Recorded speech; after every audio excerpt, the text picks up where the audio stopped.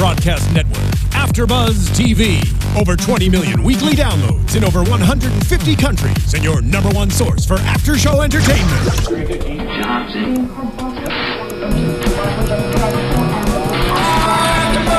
AFTERBUZZ TV, the destination for TV superfans, producing after shows for over 300 of your favorite TV shows, interviewing celebrities and showrunners, and bringing you behind-the-scenes exclusives. All thanks to E! Entertainment's Maria Menounos, producer Kevin Undergaro, and internet leader Akamai.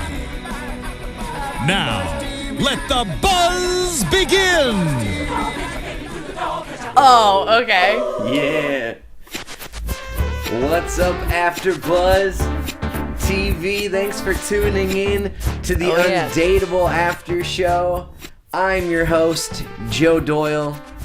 Coming at you live, we got Hannah Prichard. That lovely co-host, that's right. We're talking Undateable Season 2, Episode 4, A Stray Dog Walks into a Bar. And we just start off with the laughs. It's great to have you here. Start off with some laughter. No, I'm really excited. You know it. That I'm here again talking about Undateable. Undateable, because we missed out on last week. I know, and this was a great episode. Yeah, I really liked this one a lot. I laughed a lot of this episode. You did. I did. I giggled a lot of times because you were I was laughing too, but I giggled at your laughter sometimes. I thought it was funny. Yeah, this is comical. Even though I thought that it should be titled instead How to Survive in Los Angeles. Oh, Hash Brown, I agree. Because I kept on thinking, well, there were two main themes in tonight's episode, and the first one was learning the lie. Yes. And the second one is that people are horrible. Yes. And if you don't learn that out here in LA within the first week, oh honey, you're gonna have some problems. Yep. You're gonna be getting sit downs like Justin. Mm-hmm. And that's how. Well, we get to.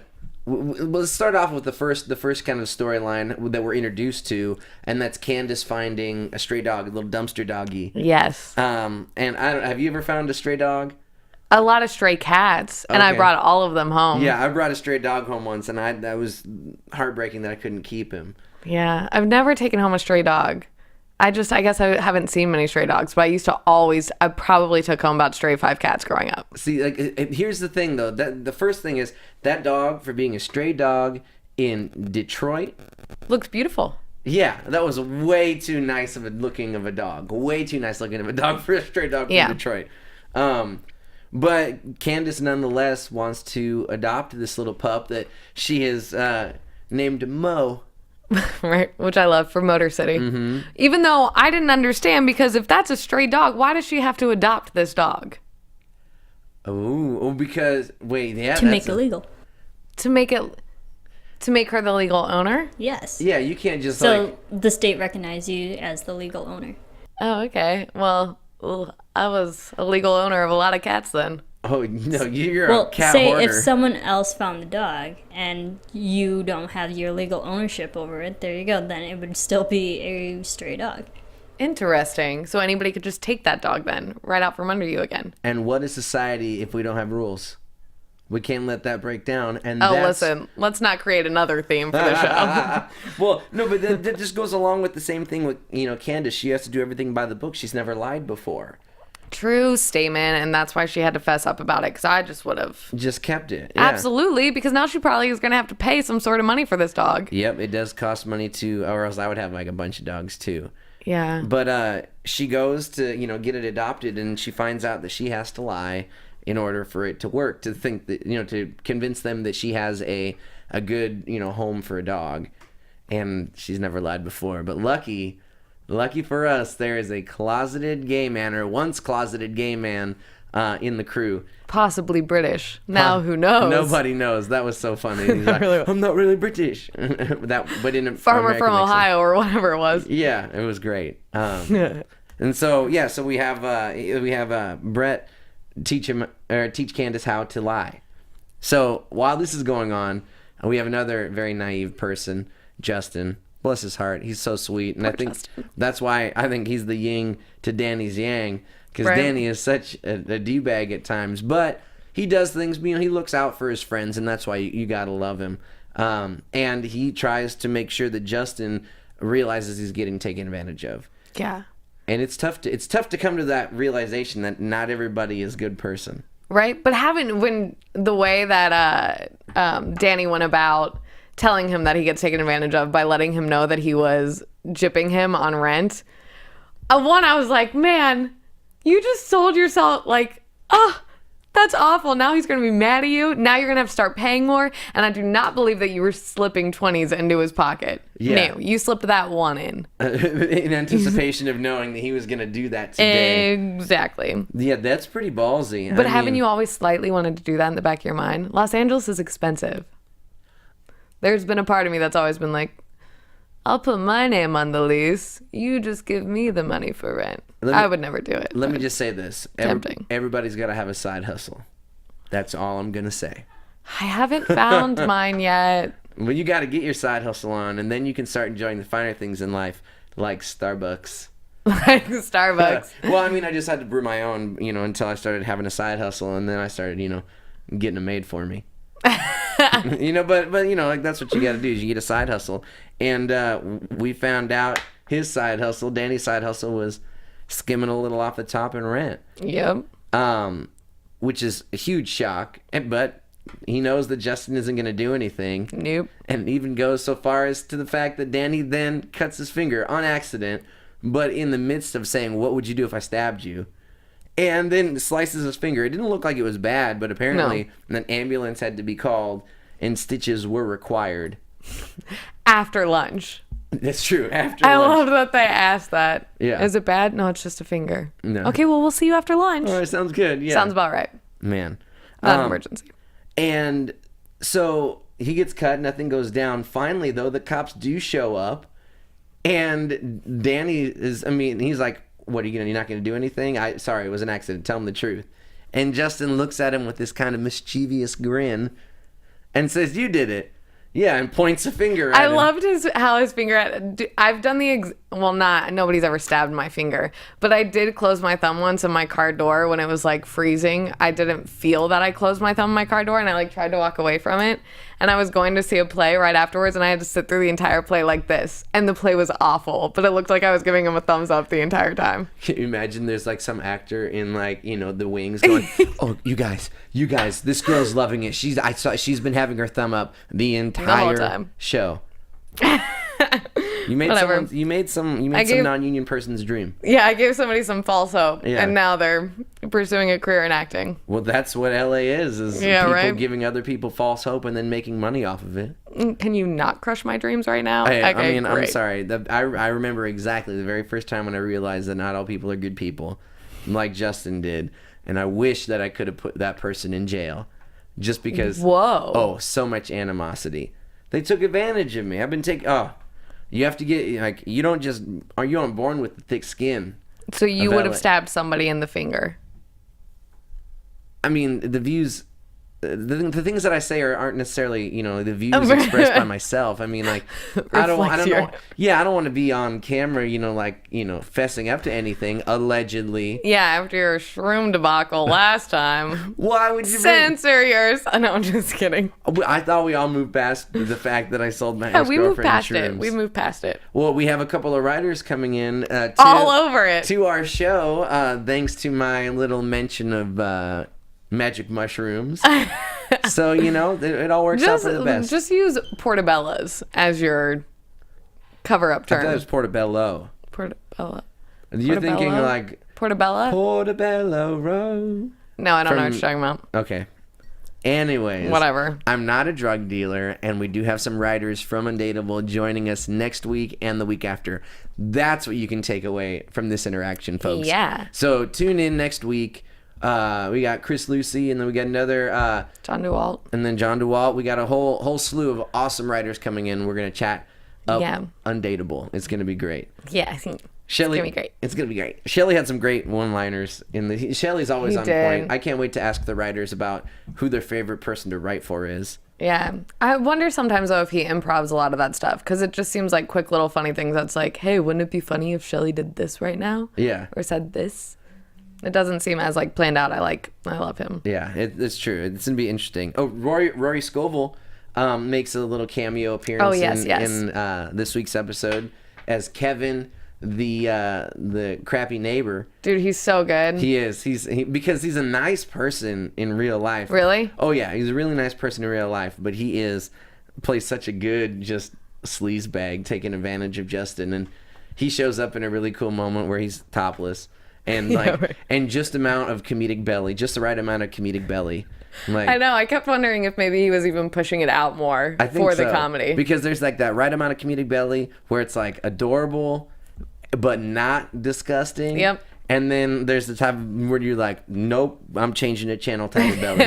I feel uncomfortable. Yeah, exactly. Overexposed. And so good job, Rory, in cultivating an acceptable belly. Right. I loved his reach back for the doorknob too.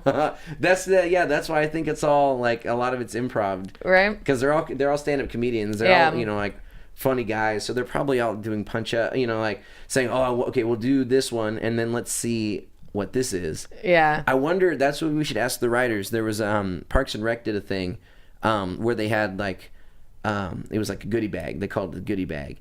And the writers had jokes or tags, and and they would leave the goodie bag in the script. So then the actors would do it the first way, and then they'd have 4 or 5 alternate joke lines. That's awesome. That they could try out and see how it worked, to see if they made it work better. So I wonder if they do the same thing. Yeah, that'd be really awesome. Yeah. A lot of cool questions to ask them. Yes. And also the reason that Kevin shows up is to kind of illustrate how Justin does get taken advantage of all the time. But he turns the tables on Danny when he gets arrested. I don't know. If I got you arrested, would you ever be friends with me ever again? No, unless you got me right back out. Which he did. Yeah, but that's still on your record. You know what? I probably wouldn't even be mad because I'd be like, if you got me out and I didn't have a job that needed a clean record, which I don't, so then I would probably be like, dude, it was a crazy experience. Let me tell you the story that happened in jail, as long as you got me right back out. In that case, what are you doing tomorrow night? I might need you to drive me somewhere. Okay, I changed my mind. Well, you just essentially said that you'd be the perfect scapegoat to get caught up in jail. Well, listen, if they're giving you like candy and magazines are expensive. They're like $5 a pop. If I'm getting free magazines in jail, I can do some light reading, catch up. Is that all you need? Because, girl, I will buy you magazines. Okay, folks, we found there's a lot of shadiness. Okay, I'm gonna have you run the shrooms. Okay, I was trying to get you to do a spit take. I was trying to get you to do a spit take. So after all is said and done, Justin finally, gets him out. Yes. But Danny is still like the greatest guy ever and tries to get him again by just staring at him and giving him the stare down to prove that he would fold yet again. Yes. And you gotta love his innocence. I almost spilled the coffee. That's fine. Yeah. I was like, wait, what's just happened? Whoops. You gotta love his innocence, and that's why I love Justin a lot, and I think that's why the show works, is because you gotta have that innocent character. Absolutely. Or else, if everyone's shady and greasy, it's just not gonna work. Right, and his innocence is different in the way Candace is. Candace is? Well, that's Candace's is. Candace's is? Candace, I can't do it. Anyways, Candace is innocent in a different way. Yeah, we'll just word it that way because that was a tongue twister. But she kind of has more of that like goofy, maybe stupidity kind of thing going. And Justin's more very well aware he just chooses to be a kind person. That's true. Yes. That's true. And so he wants to show, Danny that he's still hard. And so he goes and says, look, I got my jacket back from Kevin. No big deal, and everyone's all giving him high fives until he realizes that there's a tag still on it. I loved that so much. And I don't know, I figure that if you're trying to pull off this gag, you that's the first thing that you would do is think, oh, better take the tag off. He's so true statement. Yeah, so. But there have been a lot of times where I've very quickly had to purchase something to wear somewhere and don't realize that I've been walking around with the tag on it. Oh, really? Oh, absolutely. Wait, I did it why do you need last minute clothing all of a sudden? I forget sometimes that I have places to be after I get off work. Oh, and it takes too long to drive back home. Okay. So I'll just pop into a store. All right, I see it. That's good to have that kind of disposable income. Oh, it's baller. I wish. I'm not high-fiving you on that. All right. I'm not going to leave myself hanging. You did it. Yeah, high five. All right. So do you want to? I want to start. Well, okay. Here's the thing. I thought it was really funny when they were talking about those dog voices too. I want to give. Oh my gosh, I wanted to talk about that so bad. Yeah, like that was. Tell me what you thought. I thought it was hilarious. Well, because I have different voices for all of my animals. All of them.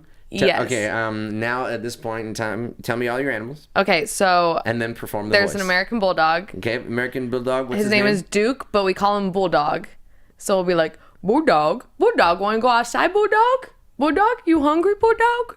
That's how we speak to the Bulldog. Okay, and then... So how would the Bulldog would respond by saying... Yes, I want to go outside. And then...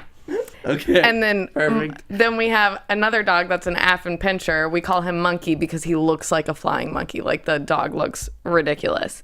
And Monkey has a higher voice. Monkey, come here, Monkey. That's how we speak to Monkey. So, hey, Monkey. Monkey's crazy. He's deranged. Monkey, look out. All of a sudden, Bulldog is eating your food. And you have to go back and forth. How would Monkey respond? So it'd be like, Monkey, watch out. Here comes Bulldog. But Bulldog's being nice. Bulldog's not being mean to you. But Monkey's scared. Like, I'm not kidding you. My whole family does this. And all your dogs talk in first person. And then we have a cat named Marmalade, but we speak to him like he may be a French person. So we say, Mon chat l'orange, are you hungry? Marmalade, are you hungry, Mon chat l'orange?